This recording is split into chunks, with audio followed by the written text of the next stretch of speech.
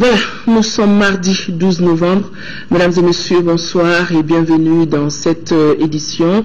Une édition que nous ouvrons avec le départ du président de la République à Lomé au Togo. Le président de la République, Ibrahim Boubacar Keïta, s'est envolé cet après-midi pour Lomé, dans la capitale togolaise. Le président de la République prendra part aux festivités marquant le 40e anniversaire de la BOAD, la Banque Ouest-Africaine de Développement. Il est accompagné, on le voit sur ces images à son départ, par le Premier ministre, des membres du gouvernement, des présidents d'institutions et d'autres personnalités.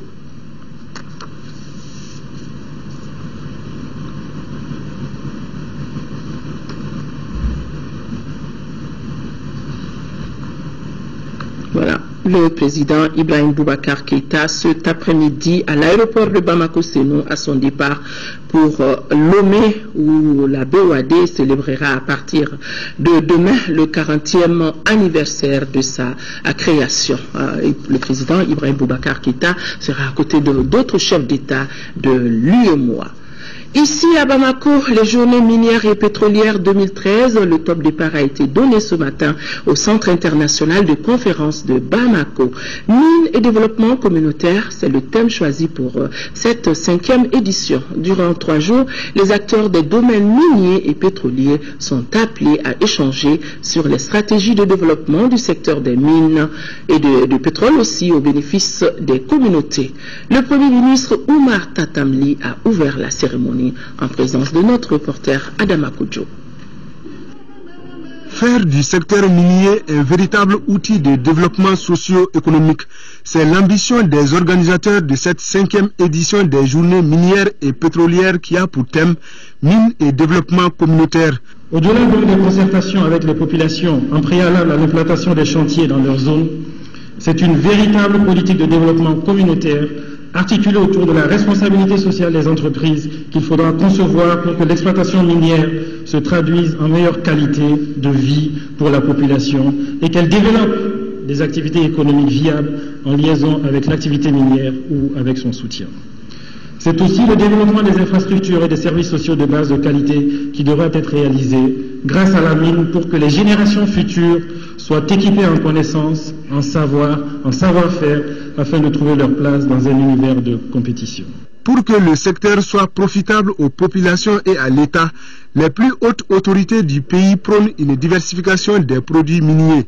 Une diversification qui passe par une nouvelle stratégie. La stratégie qui est mise en œuvre dans le cadre des orientations que le président de la République nous a indiquées, cette stratégie repose sur un certain nombre de piliers. Le premier pilier, c'est la diversification des ressources exploitées. Jusqu'à présent, l'exploitation est essentiellement orientée vers l'or, qui est une ressource majeure, mais nous avons des potentialités diverses et qu'il nous faut contribuer à exploiter.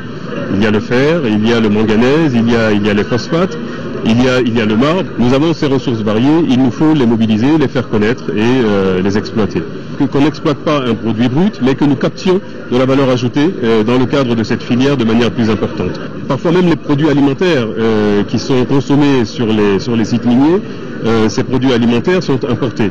Les habillements, le transport, la fonction de transport est également une fonction dans laquelle des opérateurs miniers peuvent être présents de manière beaucoup plus importante. L'éducation et la formation des hommes constituent une dimension importante pour le développement durable et harmonieux. C'est pourquoi les responsables du secteur s'apprêtent à créer une école d'ingénieurs des mines et de la géologie. Il nous faut constituer des compétences de différents niveaux, à la fois de niveau bas, des compétences de techniciens, des compétences de gestion dans ce secteur-là, de façon à ce que des entreprises les mobilisent et rendent les services au secteur minier qui permettent de capter une part de la valeur ajoutée qui est beaucoup plus importante. Les journées minières et pétrolières sont aussi une occasion pour les opérateurs du secteur d'exposer leurs produits. Le Premier ministre a fait le tour des stands, occasion pour lui d'apprécier les produits miniers et pétroliers. Nous Nous revenons sur cette cérémonie d'ouverture. Je le disais, les journées minières et pétrolières de notre pays ont été lancées par le Premier ministre Oumar Tatamli. Oumar Tatamli a profité de l'occasion pour inviter les entreprises minières à faire profiter les communautés des ressources générées par l'exploitation dans les différentes zones. Aux côtés des mines, juste dans leur environnement immédiat, des populations vivent parfois dans des conditions infrahumaines, absolument inacceptables. Les entreprises ont une responsabilité sociale qu'elles doivent assumer davantage. Il faut qu'elles s'y engagent au Mali de façon à ce que les populations riveraines soient les premières à profiter du développement d'une activité dans leur région. Il y a une préoccupation environnementale qui est importante. Nous avons une histoire minière qui commence à être relativement longue. Nous avons des mines qui arrivent en fin de vie. Et comme vous savez, les exploitations à ciel ouvert créent des sites qui sont... on utilise beaucoup de produits chimiques, des sites qui sont dégradés, et il faut mettre en situation d'être à nouveau exploités pour d'autres activités humaines, qu'il s'agisse d'activités agricoles, puisqu'il y a des populations qui vivaient là, qui vont continuer à vivre là. Et donc il y a une prise en charge de ce volet environnemental tout à fait important, et nous allons y prêter une attention relativement forte. Il faut également, pour que nous puissions tirer un meilleur profit, formaliser les activités. Développer la petite mine, c'est un enjeu dans le respect des droits de propriété des grandes mines qui sont quand même, qui font des investissements importants dans notre pays et qui doivent également avoir la juste rétribution des investissements qu'elles ont effectués. Les autorités maliennes et danoises ont signé cet après-midi une convention pour le financement de la feuille de route de transition adoptée en janvier 2013. Cet accord permet au gouvernement malien de disposer d'un montant d'environ 8,8 milliards de francs CFA pour la mise en œuvre du programme de consolidation de l'État de stabilisation et d'appui aux élections. Compte rendu à Gali Aguissa. À travers cette convention, le Royaume du Danemark met à la disposition du gouvernement malien un montant de 8,771 milliards de francs CFA. Ce financement devra contribuer à la mise en œuvre de la feuille de route pour la transition adoptée en janvier 2013. La convention que nous avons signée couvrira 4 composantes dans une mise en œuvre. En premier, il s'agit d'un appui direct à l'État du Mali. Deuxièmement, il s'agit d'un appui au Fonds national de stabilisation économique et sociale. L'enveloppe financière comprend aussi un appui aux élections. Quatrièmement, pour assurer un suivi et évaluation rigoureux et transparent, 400 millions de francs CFA sont destinés au renforcement des capacités de la société civile malienne. Les autorités danoises ne comptent pas se limiter à ces gestes. Une autre convention devra être paraphée les jours à venir. J'espère aussi pouvoir signer avec vous, avant la fin de l'année, une convention sur un nouveau programme d'appui à la croissance économique et inclusive mené principalement par un secteur privé revitalisé et responsable. Il s'agit d'un nouveau programme important d'un montant de 27 milliards de francs CFA. Le Royaume du Danemark, au-delà de sa contribution dans les domaines aussi nombreux que variés, vient de démontrer à travers ce programme son engagement auprès du peuple malien à faire face aux défis du moment, à savoir la consolidation de l'État, l'appui au processus électoral, pour ne citer que ces deux objectifs majeurs. L'ambassadeur a mis l'accent sur la gestion optimale des ressources publiques et internes. Selon lui, cela passe par la bonne gouvernance, la livraison efficace des services de base, entre autres. Le Comité national de l'égal accès aux médias d'État a reçu ce matin le ministre de la Communication et des Nouvelles Technologies de l'Information. Jean-Marie Sangaré est allé s'enquérir des conditions de travail du personnel du comité pour les législatives du 24 novembre prochain. Le ministre Sangaré a profité pour visiter le siège. Garibou Perrault. La réussite d'une élection est liée en grande partie à une bonne couverture médiatique. La visite du ministre de la Communication au personnel du Comité national de l'égal accès aux médias d'État s'inscrit dans cette optique. Sur place, Jean-Marie Sangaré s'est dit satisfait du professionnalisme du comité qui veille à une gestion équitable du temps d'antenne consacré aux candidats pendant les campagnes électorales. Nous sommes en période électorale Nous savons tous quel est le rôle que le Comité national d'égal accès aux médias d'État joue. De ce qui ressort de cette visite, c'est que pour le moment tout se passe relativement bien, il n'y a pas de gros soucis. Le dispositif qui est en place fait suffisamment d'efforts pour que les différents candidats soient écoutés selon leur poids respectif. Et nous pensons que si ça continue, il n'y aura pas de problème. Le programme d'enregistrement des messages de campagne du premier tour de la deuxième semaine des législatives du 24 novembre prochain, établi par le comité, prévoit le passage de 16 candidats par jour. Le comité assure donc l'accès de tous dans les conditions fixées par les lois et règlements en vigueur. À ce titre, il se compose d'un huissier de justice, des représentants de la CENI, de l'ORTM et du ministère de l'administration territoriale. Il garantit les dispositions générales, le temps d'antenne, les modalités d'enregistrement par l'ORTM, de l'accès à l'espace rédactionnel de la presse écrite d'État et les dispositions finales. Il faut aussi rappeler que 115 candidats issus des alliances et des formations indépendantes sont attendus pour ce premier tour. Comment amoindrir les insuffisances constatées dans le processus électoral ayant conduit à la tenue de la présidentielle 2013? C'est le pari du ministère de l'administration territoriale et ses partenaires dans le PNUD en vue des prochaines législatives. À cet effet, les journalistes sont depuis ce matin dans un atelier au gouvernorat du district de Bamako, atelier dénommé Législative 2013, médias et élections au Mali. Abdul Karim Kaba. Une bonne élection ne peut aller sans l'implication de tous les acteurs, surtout les hommes de médias. Comment améliorer la couverture impartiale du processus électoral en permettant aux journalistes d'avoir une meilleure lisibilité? La question regroupe les professionnels des médias à travers un atelier sur des thèmes: les élections au Mali, cadre légal, défis et enjeux. Rôle et responsabilité des professionnels de la presse en période électorale, expérience d'ici et d'ailleurs, entre autres. La presse reste toujours dédiée à une mission de service public. Or, le service public a ses exigences de probité morale, d'exactitude et de pondération.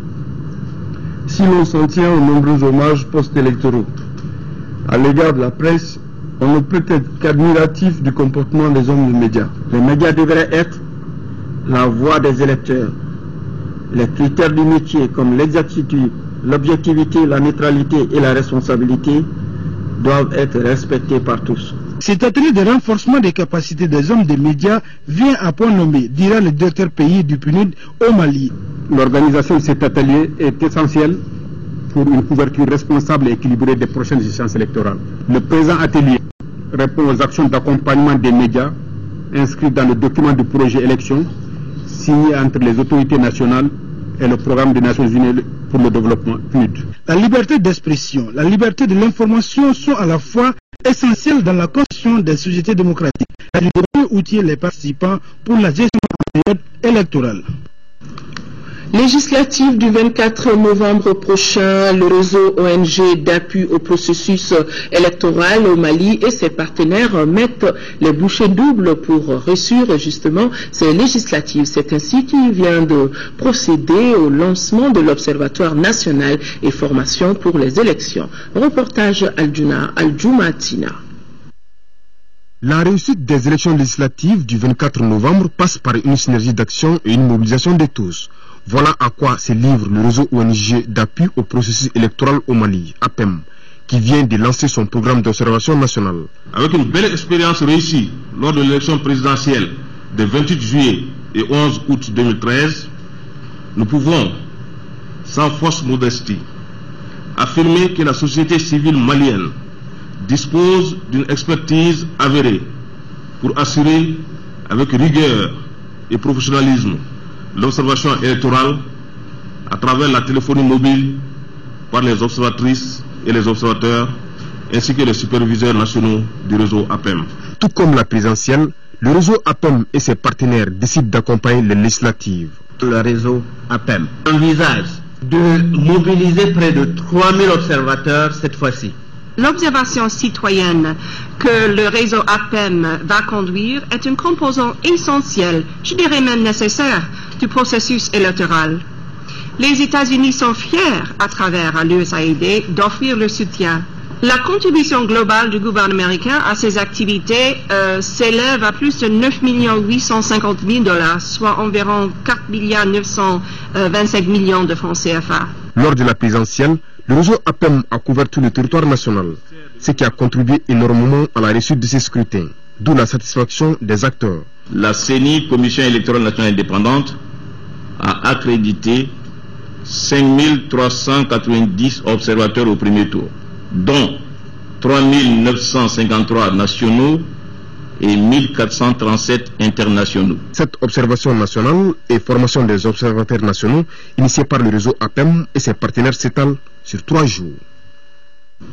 L'alliance Yéléma, RDT, ADP Maliba et de l'UNPR face aux Démétons à la conquête de l'hémicycle a tenu le samedi dernier à Sikasso son premier meeting en vue de mobiliser ses militants pour le 24 novembre prochain. C'était en présence du président du parti Yéléma, Moussa Mara, et Amadou Sankaré de l'UNPR face aux Démétons. ORTN Sikasso, Daouda Djakité. C'est devant un grand nombre de militantes, militants et sympathisants des différents partis que s'est tenu ce premier grand meeting de l'Alliance Yéléma UNPR face aux Démétons, de l'ADP Maliba et du RDT. Il visait à mobiliser le plus grand nombre d'électeurs autour de sa liste pour les législatives du 24 novembre prochain. L'occasion était donc propice pour les porte-drapeaux de l'Alliance de dévoiler leur vision. La mission que moi j'ai, que nous avons, que les candidats ont pour notre contrée, pour notre cercle, c'est tout simplement réaliser la mission qui sera confiée. Nous allons rendre compte à ceux qui nous auraient fait confiance, ceux qui auront porté notre voix. On va tout simplement contrôler, non seulement contrôler l'action gouvernementale, rendre compte et participer activement au développement de notre cercle. Et les responsables du parti Yéléma de développer devant les militants la place et le rôle du député pour permettre à l'Alliance d'atteindre ses objectifs en allant à la conquête des 7 sièges du cercle de Sikasso.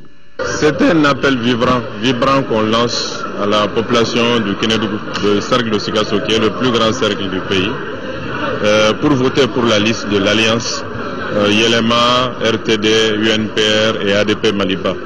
Ce sont des jeunes femmes qui ont été choisies par rapport à leur honnêteté, au fait qu'ils ont servi d'abord avant d'être candidats, qu'on ne les a pas vus dans des choses négatives dans le cercle et dans les communes respectives, et qui ont été véritablement choisis par la base. Ils n'ont pas été choisis par l'argent, ils ont été choisis par la base. Des témoignages et bénédictions pour le Mali ont également marqué ce premier meeting de l'Alliance Yéléma UNPR face aux Démétons, de l'ADP Maliba et du RDT à Sikasso. L'ambassadeur du Mali au Sénégal informe les ressortissants maliens résidant au Sénégal, en Gambie, en Guinée-Bissau et au Cap-Vert que les opérations de révision des listes électorales ont débuté à la chancellerie de l'ambassade au siège de la commission administrative chargée de la révision des listes électorales. Que les opérations d'enrôlement au RAVEC se poursuivent à la chancellerie. En conséquence, l'ambassadeur invite tous les Maliens de la juridiction non encore enrôlés ou recensés à saisir cette opportunité pour leur recensement ou leur enrôlement. Dans le cadre de l'organisation de la campagne médiatique de l'élection législative du 24 novembre prochain, le président du Comité national de l'égal accès aux médias d'État invite les candidats dont les noms suivent à se présenter au siège de l'organe demain, mercredi 13 novembre, pour l'enregistrement de leur message de campagne. 9h Adekam, 9h20 Sidamar Agassa, 9h40, indépendant Sigida Yiriwa, à 10h le RPM, 10h20 ASMA, 10h40 UM RDA, 11h indépendant Alliance Commune 1, 11h20 PDM, 11h40 indépendant Mouvement Patriotique Kaïsien, 12h MPR, 12h20 le RAMAT, 12h40 RDR. À 13h, indépendant Faso Kanou. l'imam pour 13h20, 13h40 PCR, 14h indépendant IBF. Et juste après ce journal, vous pourrez suivre les messages de campagne des candidats UPPR, indépendant RDC 1, Simouma, CDS, ADP Maliba, PRDT, Barika, RBS et UDM. Voilà, ces quelques communiqués mettent fin à l'actualité des législatives de ce soir.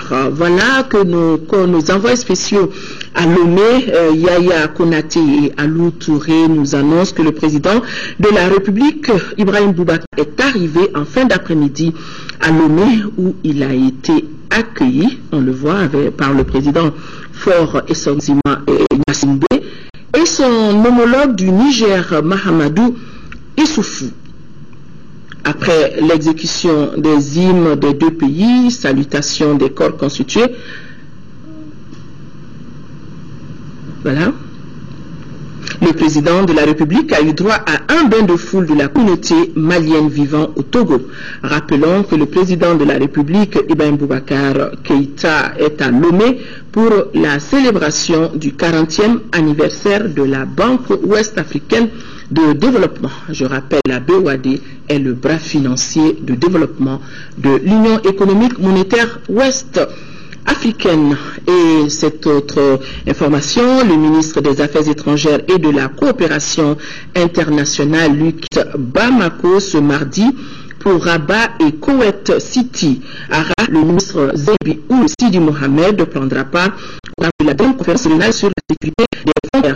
Et à Koweït City, la capitale, le ministre Zebi participera à la réunion des ministres des Affaires étrangères préparatoire à la 3e conférence au sommet arabo-africain prévue pour le 7 novembre prochain. Les populations de Bandiagara ont désormais de quoi se ressourcer. Voilà, la fondation Toguna Agro-Industrie a réalisé un monument à la mémoire du fondateur de la ville, de Nagabanou Tembeli, un nom bien dogon. L'édifice culturel était à coûter 100 millions de francs CFA. En plus du monument, une rue pavée a été aménagée. Ces infrastructures ont été inaugurées en présence des membres du gouvernement et de nos envoyés spéciaux Mohamed Jara et Moulay Sidibé. La ville de Badangara affiche aujourd'hui une fière allure grâce à la réalisation de certaines infrastructures sociales de développement. À l'entrée de la ville se dresse désormais un monument qui résume l'historique de la ville. Il s'agit de cet édifice long de 33 mètres en hauteur, 3 échelles qui soutiennent une écuelle. C'est l'inauguration de cette bâtisse qui a mobilisé de nombreuses personnalités. Temboul. Ces échelles représentent pour moi deux hommes, le père, la mère, l'enfant. Et cette échelle, c'est pour atteindre, enfin, peut-être relier, mais peut-être atteindre, ça veut dire aller à Dieu qui est là-haut. Cet édifice vient renforcer les nombreuses recherches tirant dans le gorge du première destination au Mali. Le monument que nous allons ensemble découvrir éveillera sans doute l'intérêt des habitants de la cité et de tout autre visiteur à découvrir un passé récent et avec des changements notoires qui se sont opérés au sein de la cité et témoigner ainsi du souci de promouvoir et de valoriser les cadres urbains. Pour nous désormais, la voie est toute tracée pour montrer aux jeunes générations que le privé peut être un opérateur du secteur du tourisme, brisant ainsi les frontières qui le confinaient dans l'hôtellerie et les agences de voyage. En plus de ce monument culturel, une rue pavée a été réalisée par la fondation Toguna Agro-Industrie pour un investissement de plus de 400 millions de francs CFA. Des ouvrages qui contribuent à l'embellissement de la ville et offrent du coup un cadre de vie meilleur aux populations. Des actes somme toute encourageants. Par ces actes, vous venez d'envoyer des messages forts à plusieurs destinataires. Le premier message que vous venez d'envoyer est à destination de vos parents de Bayangara, de la collectivité territoriale ou des collectivités territoriales du cercle. Faites bon usage des infrastructures et des édifices qui sont offerts. Les populations de la cité du Nangabanou ont sorti tout ce qu'elles ont de plus précieux pour dire merci à la Fondation Toguna Agro-Industrie à travers son PDG, qui est lui-même un fils du terroir. Restons avec la Fondation Toguna Agro-Industrie qui a construit gracieusement plus d'une vingtaine de salles de classe pour le cercle de Bandiagara. Ces ouvrages vont amoindrir les souffrances des élèves et du coup accroître le taux de scolarisation dans la localité. Envoyés spéciaux toujours à Bandiagara, Mohamed Diarra et Moulay Sidibé. Il est des actes qui forgent l'admiration. L'exemple, c'est ce lundi dans le cercle de Bandiagara. Autorités politiques, scolaires et populations de la cité de Nangabanou ont été témoins d'une série de l'inauguration d'infrastructures scolaires réalisées par la Fondation Toguna Agro-Industrie. Coût de réalisation plus de 300 millions de francs CFA.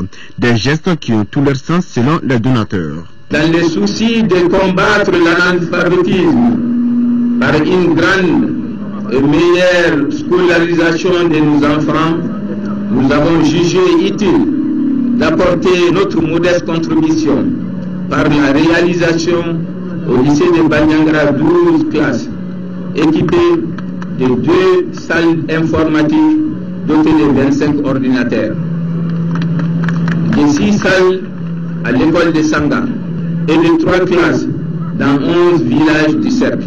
Notre ambition est de participer à la construction de l'école de demain. Construits dans un style propre au pays de Gon, ces ouvrages sont synonymes de fin de calvaire pour des élèves obligés de parcourir de longues distances à la recherche du savoir. Cet acte que vient de poser la Fondation Toguna Agro-Industrie témoigne de l'exemplarité du partenariat entre le public et le privé. Vous en donnez là un bel exemple de l'accompagnement du privé à l'endroit du public. Vous avez ouvert un vaste chantier et nous osons espérer que vous ferez des émules ici et ailleurs, car notre système éducatif, pour se développer, nécessite un financement si important que les seules ressources de l'État ne sauraient suffire. La Fondation n'est pas à son premier coup d'essai dans le cercle. Elle a investi plus de 2,5 milliards de francs CFA dans les actions humanitaires et de développement. La délégation a visité en cours de route un pont en chantier qui devra coûter 1,5 milliard de francs CFA à la Fondation Toguna Agro-Industrie. Des exemples qui, selon les ministres, doivent faire des émules afin que nous puissions bâtir le Mali de nos besoins. De Bandiagara, Madame le ministre de l'Artisanat et du Tourisme s'est rendue à Mopti où elle a pu visiter le village artisanal en chantier dont les travaux sont arrêtés à hauteur de 70% d'exécution. Autre temps fort de la visite aura été la rencontre avec les acteurs du secteur de l'artisanat et du tourisme autour de la relance des activités dans ce secteur. Une préoccupation commune bien partagée sur place, nous dit Jules Sambou Sissoko. Mopti rime bien avec tourisme et artisanat, mais de nos jours, le secteur de l'artisanat et du tourisme bat de l'aile. Et comment relancer les activités du secteur? C'est tout le centre d'intérêt de cette première prise de contact entre le ministre Berté Aïssata Bengali et les acteurs du secteur en question à Mopti. Nous avons parlé de tous les problèmes qui assaillent actuellement l'artisanat et le tourisme, et voir les voies de sortie de crise.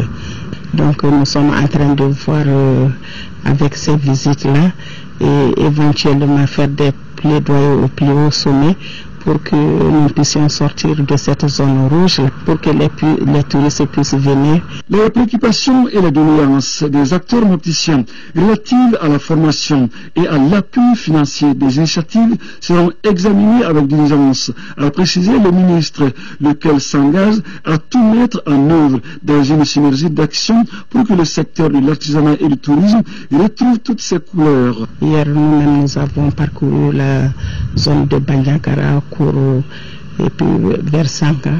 Donc nous avons vu que vraiment les activités touristiques peuvent reprendre dans cette zone du pays d'Ogo. Le chantier du village artisanal, dont les travaux sont arrêtés depuis plus d'1 an, a reçu la visite du ministre de l'Artisanat et du Tourisme, Berté Aïssata Bengali. Le gouvernement du Mali vient de débloquer plus d'1 milliard de francs CFA pour le redémarrage de certains secteurs de développement de Tombouctou. 5 ministres ont fait le voyage de la cité des 333 pour recenser les axes prioritaires sur lesquels il va falloir agir tout de suite et alors tout de suite. Le ministre du Travail et de l'Action humanitaire précise les secteurs prioritaires retenus. Il est au micro de Yehia Tandina. La société civile de Tombouctou a d'abord salué l'initiative du gouvernement. Elle a ensuite rappelé ce qu'elle a toujours dit, sa volonté de voir Tombouctou redevenir ce que Tombouctou a toujours été. Elle s'est inquiétée, mais a été rassurée à la fin de notre rencontre de ce que les services sociaux de base tardent à être fonctionnels. Elle a aussi exprimé le souci de voir la jeunesse de Tombouctou jouer son rôle de développement économique. Et puis, elle a aidé la question de la production de l'énergie et la question de la fourniture d'eau.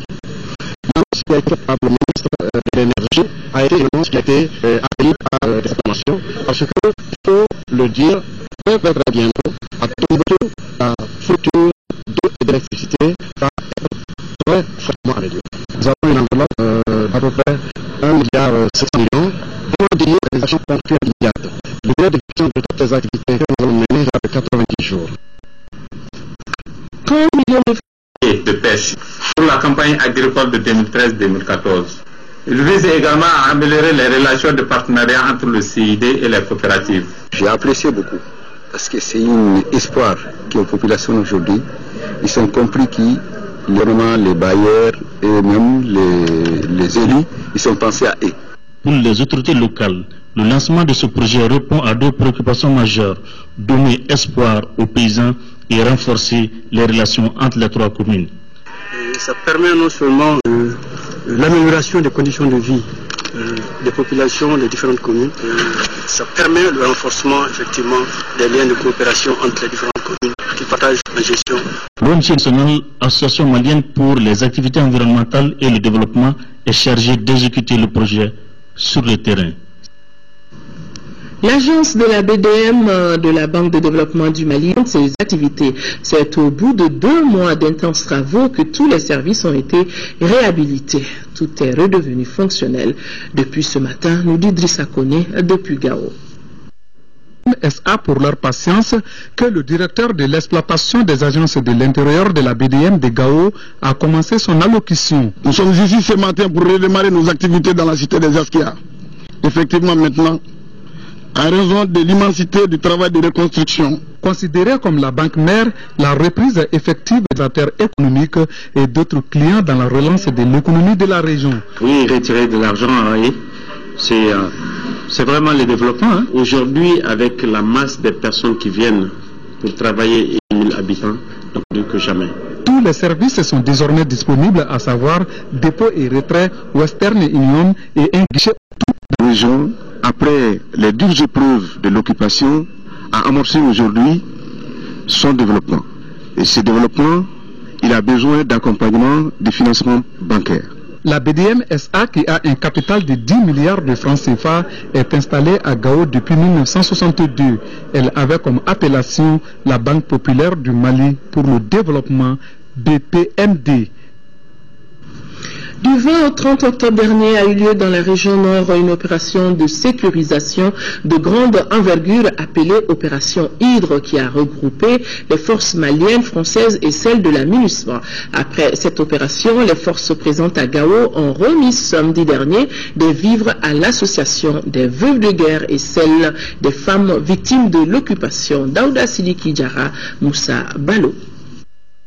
L'opération Hydre de ces 15 derniers jours a permis de récupérer des vivres et des matériels de campagne sur des terroristes dans leur camp logistique. Cette opération a regroupé les éléments des forces françaises, maliennes et de la MINUSMA. Ce butin de guerre qui se compose de sacs de riz, des bidons d'huile de palme, des sacs de sel, des nattes et des moustiquaires a été remis ce samedi à l'association des veuves de guerre et celle des femmes victimes de l'occupation. Ces sacs ont été pris par des criminels, par un adversaire qui a fui qui a laissé sur le terrain le butin et le fruit de son vol. Et aujourd'hui, il est extrêmement fort de prendre ce butin et de le rendre à ceux à qui il appartient et à ceux à qui... Ça, c'est le symbole de le travail conjoint des forces maliennes, des MINUSMA et des Laval. La conjugaison des efforts des forces maliennes, françaises et de la MINUSMA est cité. Et toutes les forces de sécurité qui sont là pour sécuriser. Et je vous rassure de la collaboration sincère de moi et de ma population pour que vous puissiez réussir votre noble tâche.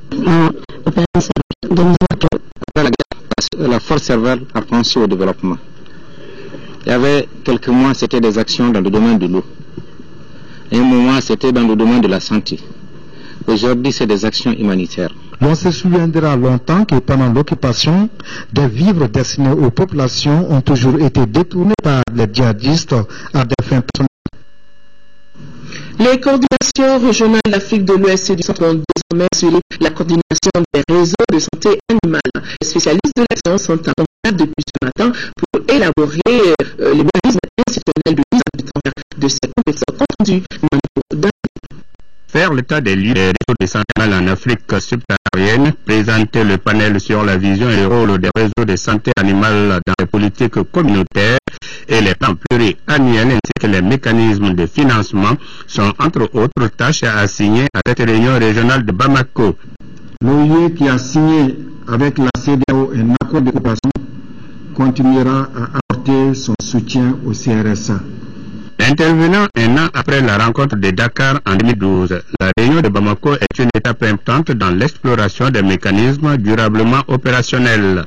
De leur création, ces réseaux ont été des plateformes d'échange entre les pays membres d'une part, mais également entre les pays membres et le reste du monde d'autre part.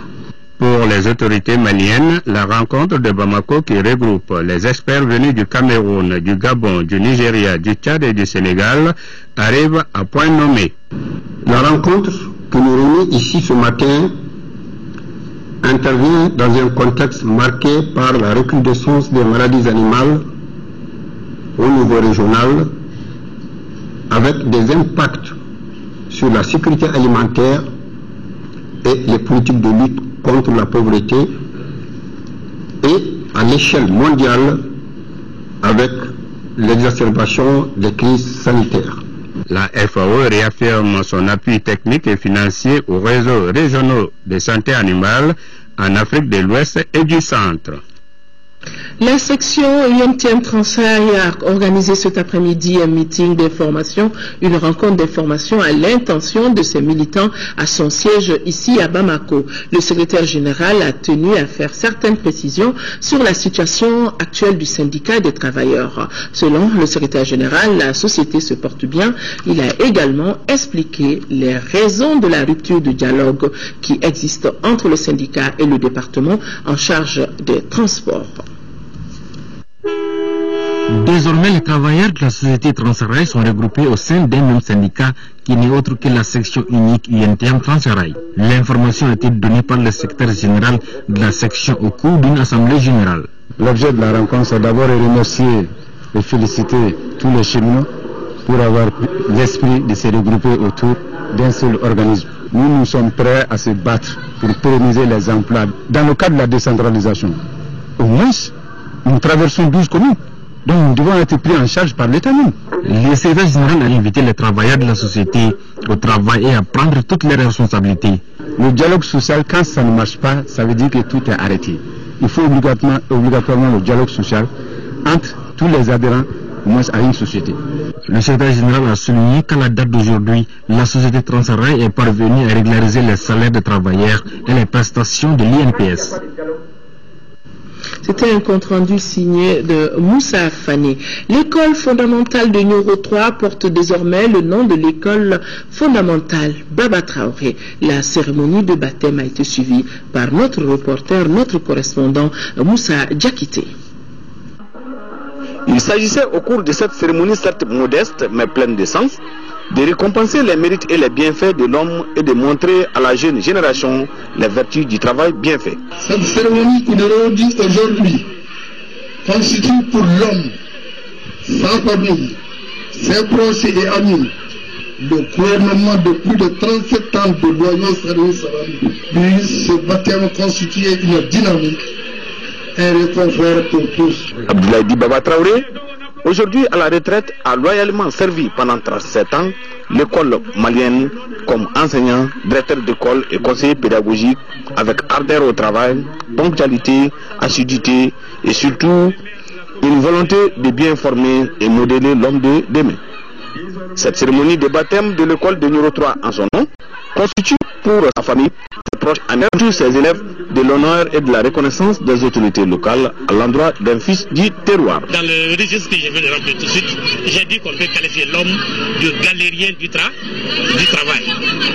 L'insuffisance de matériel didactique, la dégradation des salles de classe et du mobilier scolaire, la directrice de l'école sait compter sur la forte implication de la famille du parrain pour l'amélioration des conditions de la dite du parrain, la signature dans le livre journal de l'école, puis une séance d'animation folklorique ont mis fin à cette cérémonie.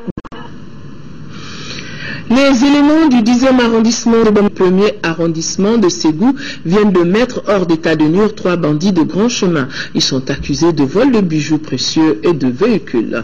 Pour plus de précisions sur les conditions d'arrestation de ces secrétaire divisionnaire de police, Adama Baradji, est au micro de notre reporter Fademba Keita. Nous sommes sur qui concerne Madame Fadiga Mama Gassama. Elle a été victime de cambriolage dans la journée du mardi 29 octobre 2013. Entre 9h et 10h, il y a eu un groupe de malfrats qui ont eu à visiter son domicile.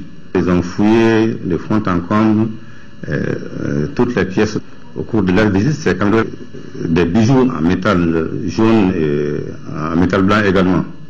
Les indications portaient sur une voiture Mercedes non immatriculée de couleur grise qui avait des vitres fumées également. Et du logement qu'on a pu alors ils ont pris la clé du champ. Il a fallu qu'on réquisitionne une crue pour faire transporter ces véhicules, l'amener au commissariat du 10e arrondissement. Nous avons commencé à fouiller dans les véhicules. Nous avons retrouvé des permis de conduire, des cartes d'identité qui nous ont permis d'identifier le propriétaire du véhicule. Voilà, avant de boucler ce journal, cette annonce cybernétique, l'émission cybernétique, Ibrahima Traoré et son équipe vous proposent essentiellement ce soir des reportages. Dans ce numéro, vous aurez aussi la traditionnelle rubrique invité. Donc, cybernétique à suivre après ce journal. C'est donc tout pour cette édition.